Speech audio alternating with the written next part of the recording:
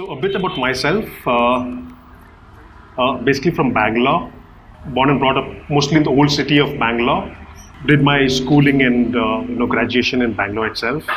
Got into animal welfare when I was 17 years old.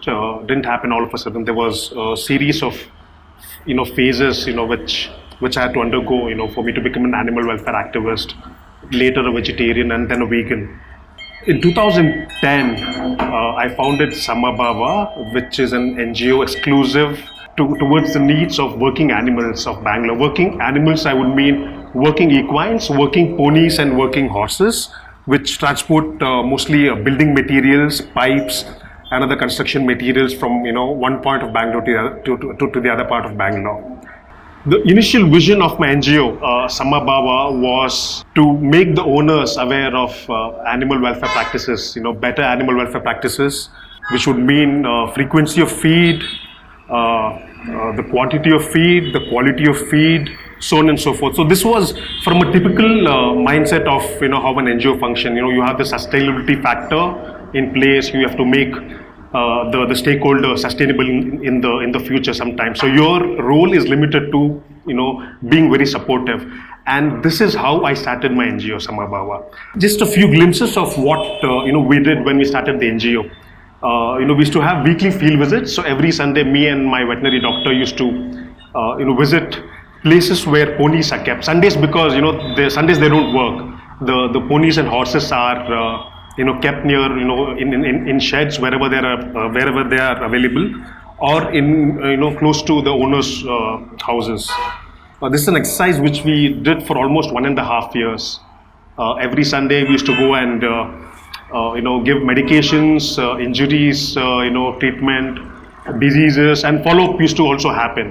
So this was in 2010, June 2010 till 2011. Towards late 2011, we managed to keep this field visits going. In late 2010, we started spotting abandoned horses and ponies on the streets of Bangalore, and that is where we began something called as the Project Atonement, where we used to take in the animal, shelter them, take direct responsibility of the animal. So basically, till for 1.5 years, our approach was only just meeting the caretakers, explaining to them about welfare practices. But once we started spotting animals on the streets, this is again late 2010, we started taking in animals one by one. We don't have land of our own. We don't have any tract of land which we can call our own. So individuals and entities came forward and gave land for our rescued ponies and horses. And this happened gradually. It didn't happen overnight. So our first rescue was in towards late August, September 2010 itself. And since then we have rescued 54 ponies and horses, out of which 33 are with us in 4 different shelters or tracts of land. Where we stand now, we have 33 equine members. They are our core family members. Since the last 1 year, we've not been in a position to rescue more animals because of many reasons: space, finance, manpower. Manpower in terms of the number of people who can be dedicated enough to oversee that our equines are living a life of dignity and freedom. So Project Atonement, the main philosophy behind Project Atonement is to give our animals, the one we rescue, a life of dignity and freedom. Each rescue has its own story. We have rescued blind, crippled, lame, injured, diseased, very old horses and ponies. We've also taken in a few ponies and horses which the owners just wanted to give it to us because the owners didn't want to see the animal work again. So for this talk, basically I'll be talking about what compassion meant to me through my journey with my organization. I'd like to limit it to compassion vis-a-vis non-human animals. Having compassion towards animals automatically translates into having compassion towards human beings also. By virtue of my caste, I'm a non-vegetarian. Most of my life I was non-vegetarian till about 18, 19 years. So what made this transition? What made it happen?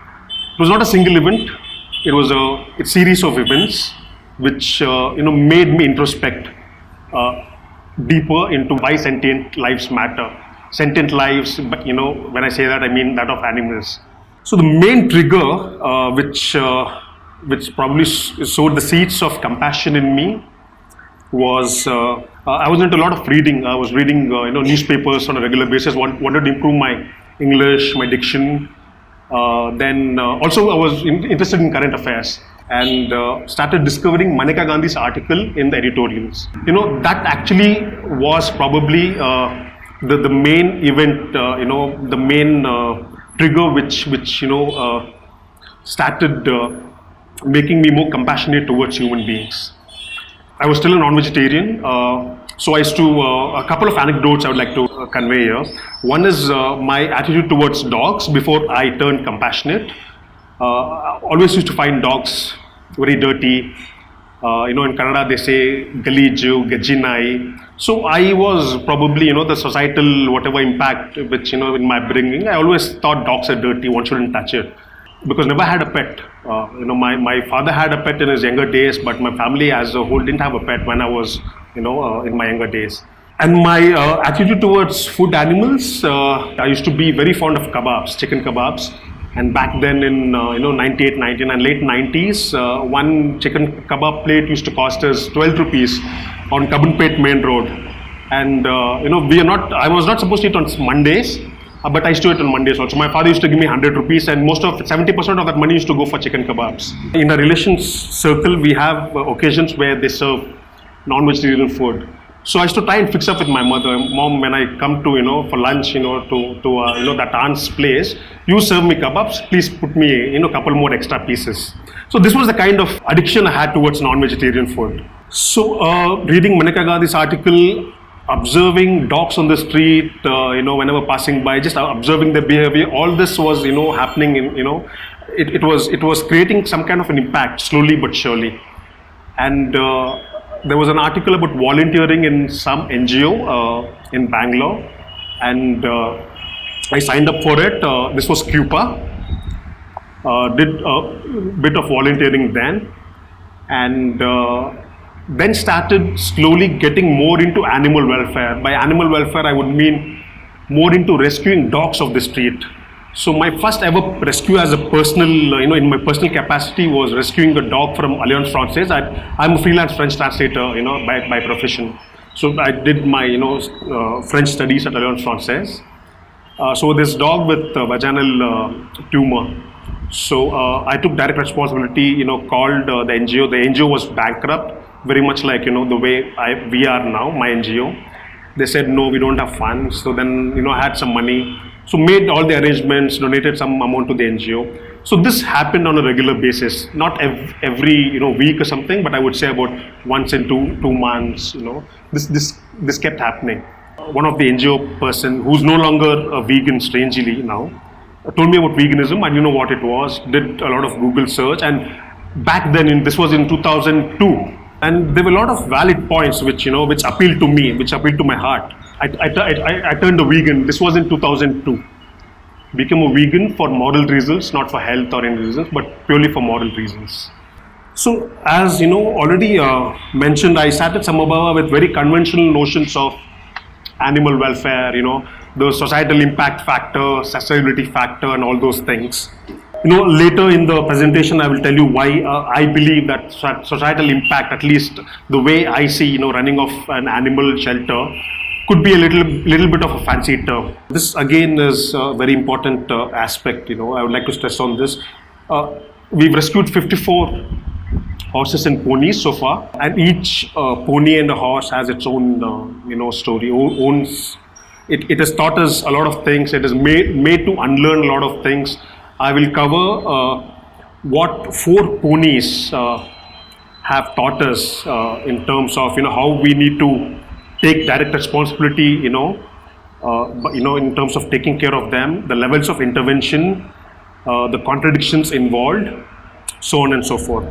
So this pony on your left is Good Boy. His name is Good Boy. The name just happened suddenly, A donor wanted to help me with some donation, and what name shall we keep?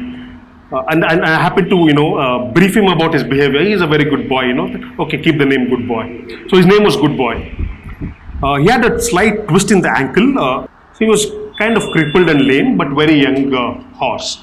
He was about 3 or 4 years old at the time of rescue. He was leading a good life. So we rescued him in Palace Grounds. We have a shelter. Even till date, we have a shelter.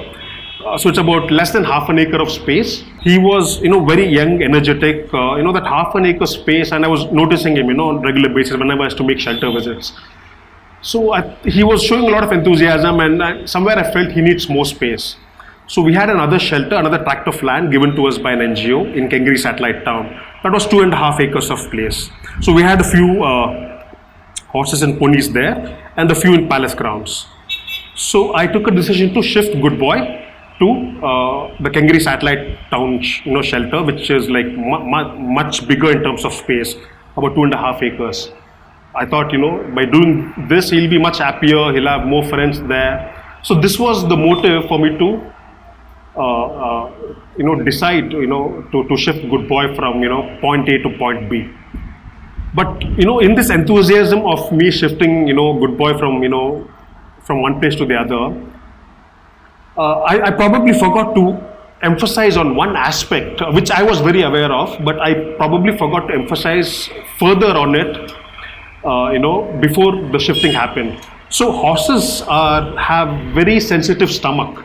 They tend to get stomach disorders, even with a minute change in the feed in terms of quality, in terms of quantity, or in terms of the feed itself. If you're giving oats today and if you give barley tomorrow, all of a sudden, it tends to upset their stomach functioning. That is because the enzymes will take a lot of time to get adjusted to the new feed, etc. So we had introduced grass, Rhodes grass. Herbivores, especially equines, need grass. They need something fibrous, for good digestion.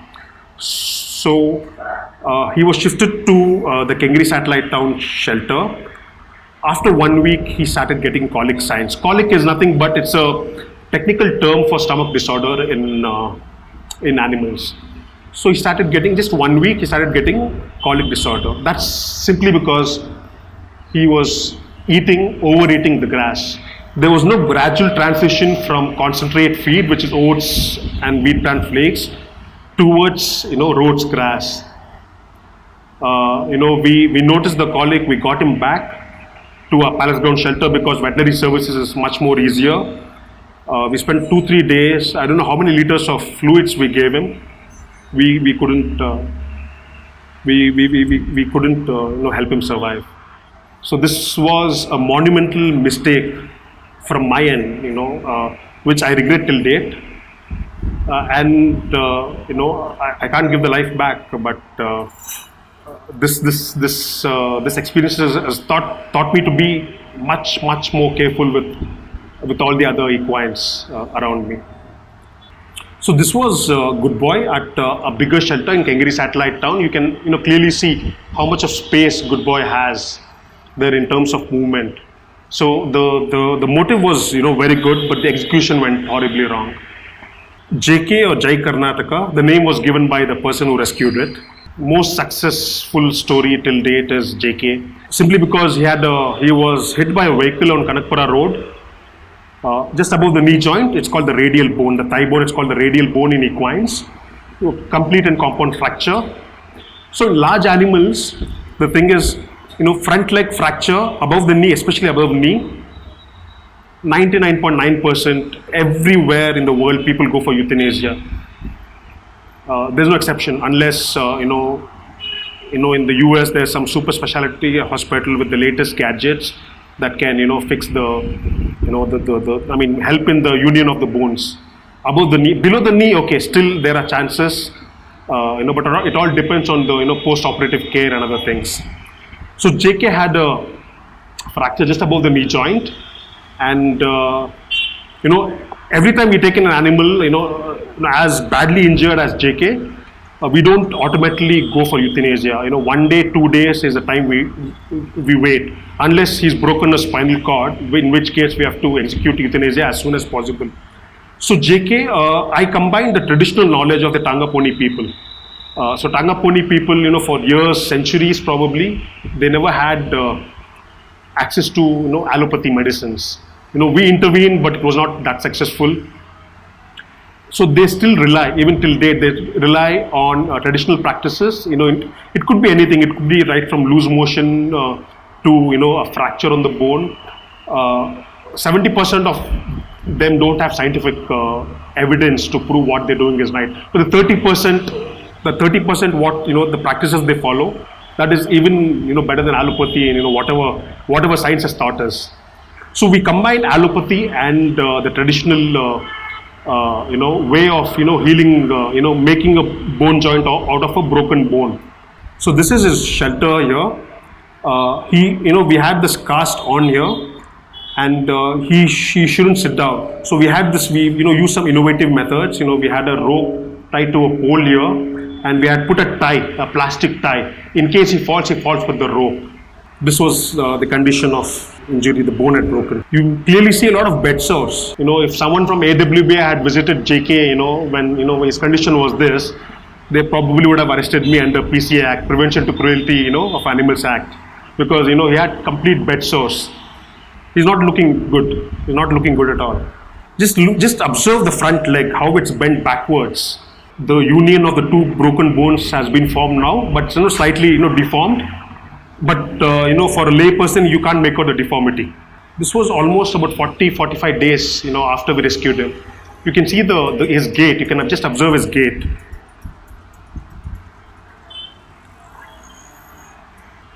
Slightly better. So in Palace Grounds, we take all our equines for a walk from our shelter, because the shelter, there's not enough space to move around.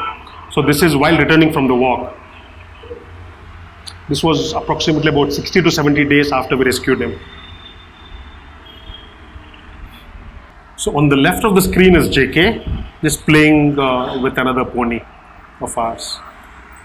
So most of our rescued ponies and horses have their own album on Flickr. Some of them have photos running up to 1,000 or more. So this is just a glimpse, and we don't choose whatever photos we take, we post it. We don't choose photos which would suit the human eye. So JK is still very much with us, likes to be patted, likes to be massaged on his back. So this is another interesting rescue story. Bronco is his name, rescued from Kabun Park. He spent about 8-9 months in Kabun Park after fleeing from his master. He's one of those horses who doesn't like to obey the human command, the human master. So he fled and he made Kabun Park his home. MS Building and Kabun Park, both. MS Building because there's an institute of baking, and there's a hotel management institute there. So the college students used to give him bread. So at that particular time, he used to go to MS Building, and this is just in front of MS Building, multi-story building. This was in 2012. And it's been 2 years since I started the NGO, and by the time I got an idea as to how horses can manage on their own. Not complete idea, some idea. So public called me, said horse is there, if you have to rescue it. And I went and investigated. He was doing perfectly fine. I mean, he's not not lame, not blind. He has so much of grass in Kabun Park. I can't give so much of grass if I were to rescue him. So that was the point that I had in mind. Public kept calling me. Then the BBMP Commissioner for Animal Husbandry, he called me up, and he told me this. Some IAS officer was passing in front of MS Building, and the horse came in front of him. Bronco came in front of him. Something happened to that guy, the IAS officer. Something bad happened that day. He took it at a very superstitious level, because of the horse which came in front of me, and my driver had to brake the car. Things have not gone wrong. So he made a complaint to the police station, and the IAS officer kept following it up. So the BBMP Commissioner for Animal Husbandry called me because people had told him that I'm the horse person in Bangalore. So we had a joint exercise. So BBMP Commissioner getting his BBMP staff, another NGO which was close to the BBMP commissioner getting their staff, I getting my Tanga Pony people. June till September, we tried about 7 times to catch him. Teams not less than 10 to 20, but not less than 10. He knows Cubbon Park so well. If this is Cubbon Park, the 2 gates, one gate here and 1 gate there, both are, kind of narrow. He would just know which gate he can pass through. And I, a couple of times I was, running behind him. I think I lost about 2 kgs in, one single run. He gave us a tour of Cubbon Park basically, which, he knew Cubbon Park more than the Malis who has probably worked there for, decades, I would say. Finally, we managed to catch him in front of, this is the exact place we managed to catch him. So we took him and our fold, he was shifted to the 2.5 acre shelter in Kengeri Satellite Town. He had ropes everywhere, we didn't want to take a chance because the Tanga Pony people knew that, they always used to tell me, Saab, ye goda thoda khatarnak hai, aage mat jaiye. The following day I go, and it didn't occur to me what the Tanga Pony people told me. So I just, approached him the way I would approach any other horse, thinking that he would be friendly to humans. So I took 2 steps in front of him, looking into his eyes. He was looking into my eyes also. He came charging at me, I fell down. I've fallen down twice, thanks to Bronco. All the veterinarians, there have been 3 veterinarians who've come to inspect our, the other equines, not to Bronco. All of them have fallen down. So many visitors also have had narrow escapes. So there was this veterinary team from New Zealand which had come. And they thought they would because of their experience in equines for how many years, God knows, they thought they can befriend him soon. So the one lady was wearing that round hat. Bronco came and picked it. So June we try and start our rescue operation. September mid it ends. So we have rescue.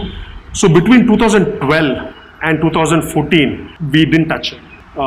Partly because we had fear of human life, whether it's me or my veterinary doctor. Also because he was doing fine anyways, without human intervention.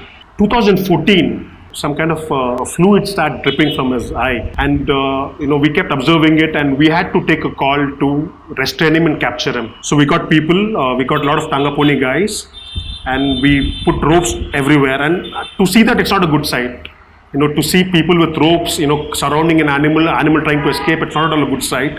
But, you'll have to make do with such glimpses at times, for the future of the animal. So we restrained him, tied him with a long leash in the shelter. 15 days he was given drips, on the eye. Veterinarian used to come every 3-4 days.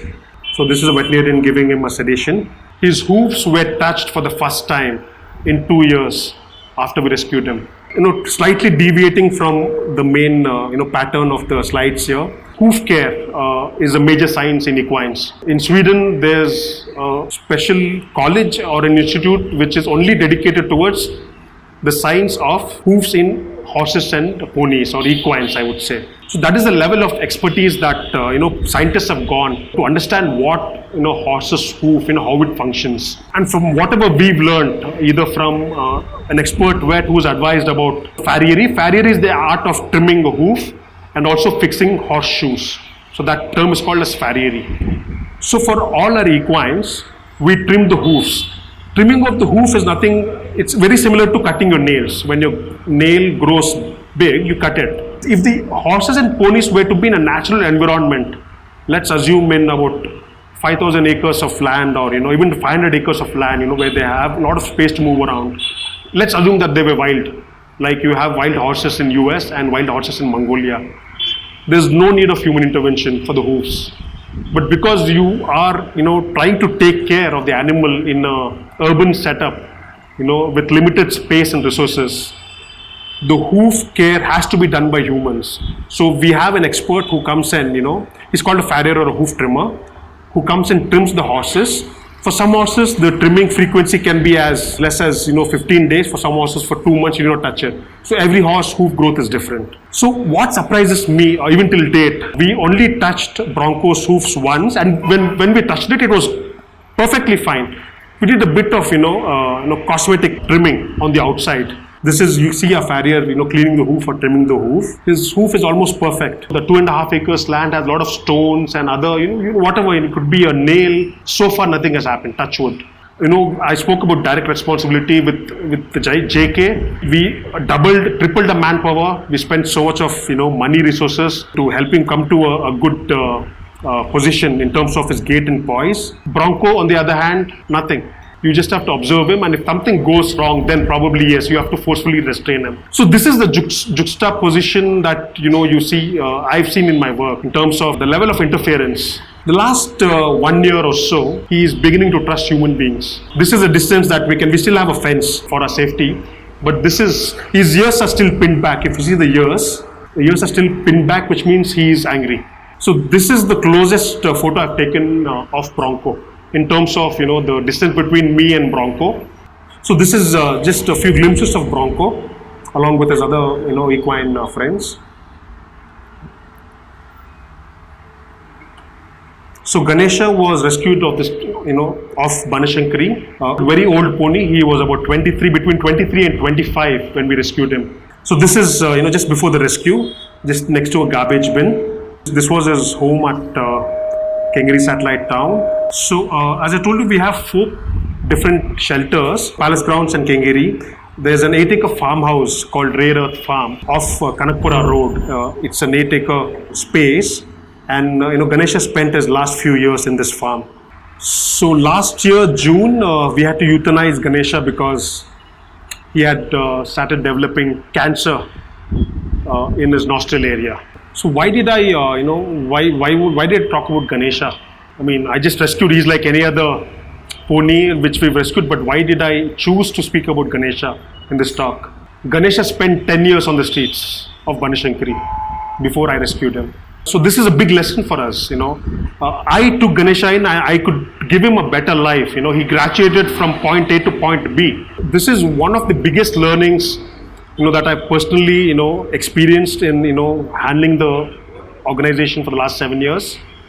Only rescue an animal when you can give it a better life than what it is experiencing at the present.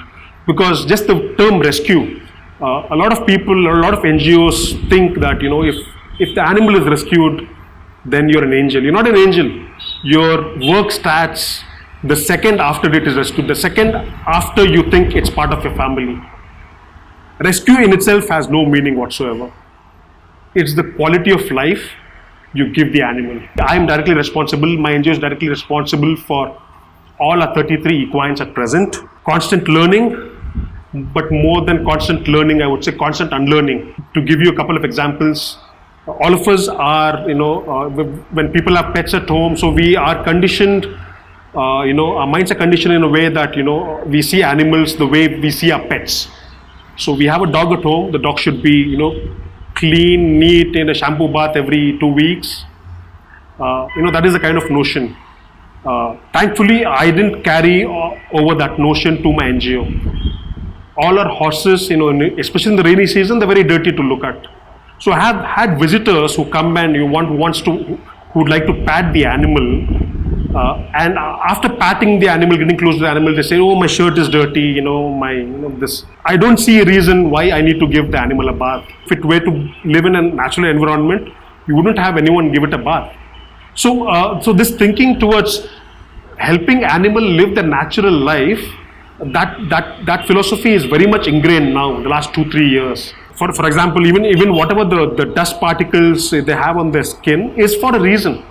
They like to roll over on loose soil because that would kill the minute parasites on their skin. We make it a point, even if we probably don't please the visitor, we don't compromise on our position unless the animal has a lot of crow dung on it or some kind of. That's the only where we take a towel and clean it. So family first. So I call the 33 ponies and horses as my family, the NGO's family. Last October we said no, we're not taking any more animals, because if you're taking more animals, then the quality of life in terms of space, and other aspects for your existing animals will surely go down. So I made a conscious call not to take in more animals.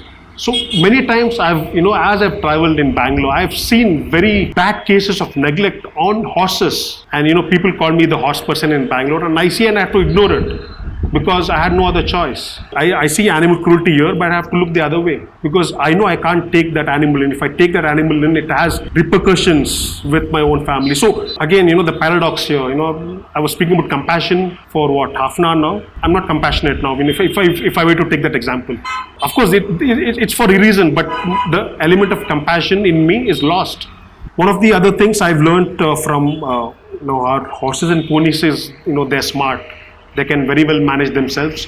Ganesha, being on the streets for 10 years is a prime example.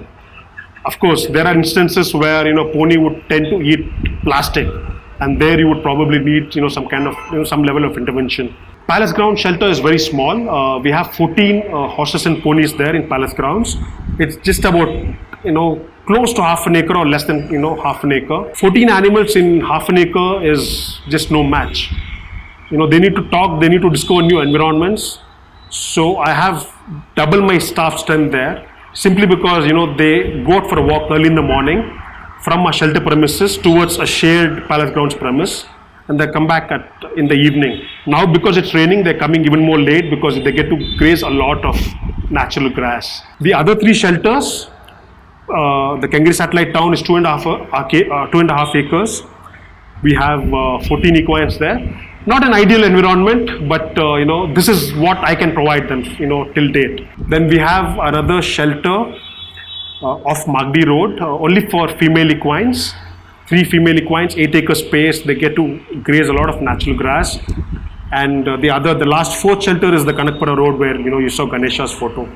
A lot of unlearning I had to do because I've been mostly a dog rescue person myself for most of my animal welfare life. Large animals, it's a different ball game altogether, space being the primary factor. I'm sure most of you a priori think here we shouldn't see working animals in Bangalore, they're suffering. Is that a stand that most of you would take? I presume so. I'm totally against the ban. The working ponies in Bangalore, they don't have a permanent owner. So the owner takes an animal from Tumkur, Ramnagar, Chenpatna, gets an animal here. If he's weak, he won't make it work for 2 months. He'll just feed it, a lot of concentrate so that, he develops a good body condition score. Then he would make it work. Some owners keep it for 6 months, some owners keep it for 2-3 years, but no one keeps the animal for life. Apart from very few cases. No, none of us would like to see, animal cruelty in front of us. So we say, ban working ponies in Bangalore. The question is, where will they go? They're automatically sold to owners in Tier 2 cities, in Tier 3 cities, where the conditions of work are much worse than what they experience in Bangalore. Bangalore, because of public pressure, because of a few NGOs like mine, we can engage with the owners. But I don't know if you go past Chenpatna or Ramnagar or on the way to Mysore, you can see how badly the animals are maintained there. So unless we are in for a ban, but unless there is a proper foolproof rehabilitation plan for the to be banned animals, banning is not the solution. Not seeing cruelty in front of your eyes doesn't mean that the cruelty has disappeared. Cruelty is happening elsewhere, only thing you're not aware of it. One of the emotions which I probably live every day is, just this big dream of having acres and acres of land and having, as many ponies and horses, live there with a life of dignity and freedom. That's an emotion which I, almost even when I'm riding my bike, from one place to the other, I keep thinking about it. There's a lot of knowledge for athletic horses, the racing industry. So when a racecourse doctor comes, he would follow the same practices like he follows in the racecourse. For example, there's a horse, a derby winner, a small cut on his back, just a small, cut, 5-day antibiotic course, period. So if I were to call to investigate on some kind of a wound, the same veterinarian would tell me 5-day antibiotic course. So our work is also to help the veterinarian unlearn a lot of things from his own practice. Gladly, all our veterinarians, we engage in a dialogue, and I ask them 100 questions. Why this antibiotic? Is it really required? So that way, we don't give medicines blindly, though we are very well stocked with medicines. One of the main things in understanding animals is to entirely disconnect yourself from the world. I've been mostly visiting my shelter every day, barring the period when I'm working full time at some company every day. And the best way to understand animals, and still, last 7 years I've been observing them every day, and I would still, term my stage as a very infancy, stage. I probably learned about 5% of their behavior. 95% is, still, to be learned. If you were to, understand horses, you have to just disconnect. You have to forget, what financial pressure you have, how you're going to pay the next salary for your staff. You just have to, completely disconnect and just be in tune with the pony that you're trying to understand. Unfortunately, practically it's not possible, because with the administrative, aspect of running an NGO, you always have a lot of things that you need to attend to. Use of voice, soft intonations. You can sing a song. I sing song to a few of our horses in palace grounds, and my staff think I'm a bit of a lunatic. But it's worked for me. I'm able to establish that connection. So, for example, one of our horse name is AWBI. So I say AWBI, very soft intonation, and he reacts. I see the ear movement, he reacts. This I didn't learn from any online web page or any book. This is self-taught. Thank you so much. Thank you.